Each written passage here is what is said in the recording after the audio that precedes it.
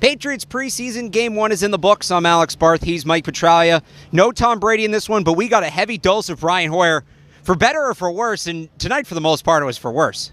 Well, I'd say, Alex, the thing about Brian Hoyer tonight is the first half taught us that Brian Hoyer isn't going to beat you with the passing game, right? And that's not really a surprise. He looked a little rushed. He looked like he was forcing passes. And then in the second half, after he, rallied for that late first half field goal with a couple of nice passes to Devin Lucien, he relied more on the running game, and the team and Josh McDaniel relied on the running game. And what happened to Brian Hoyer? Well, everything loosened up, and he started to hit some timing patterns over the middle and to the outside. Lucien was big in the passing game, but Mike Gillislee and Jeremy Hill were the real big reasons why Brian Hoyer was able to direct 19 play drives and 16 play drives to really recover this game and get the Patriots on the path to a victory.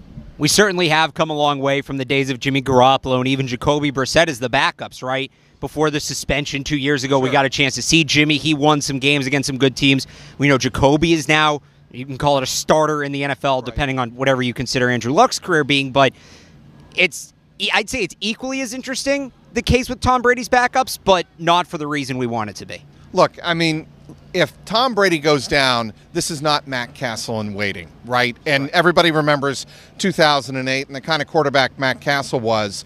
Brian Hoyer is not that. Again, I stress to you that if Brady goes down, the Patriots are going to be run, and run some more. And that's the way they're going to have to win games if and when Tom Brady is not the quarterback. Well, are you saying that Brian Hoyer is a worse backup option than Matt Castle? Because Brian Hoyer's still in the league. Matt Castle, he's bouncing around, but he's having some trouble. I think he's a different quarterback than Matt Castle, and I think Brian Hoyer is probably more of a game manager than Matt Castle was.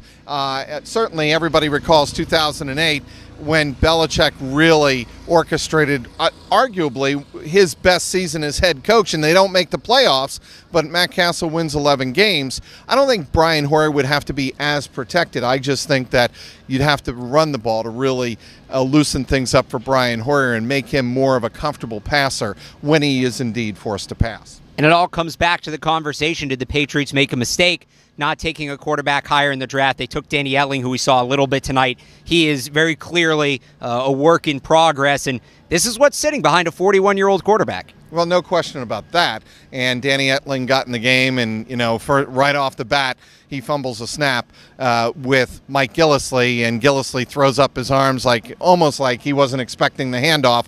But that's going to come with a rookie quarterback. But again, Brian Hoyer, if he is put in the right position, and that is not forced to throw the ball, I think he can still be a successful quarterback, but not a spectacular one. We'll see. We got 3 more games of Brian Hoyer to go.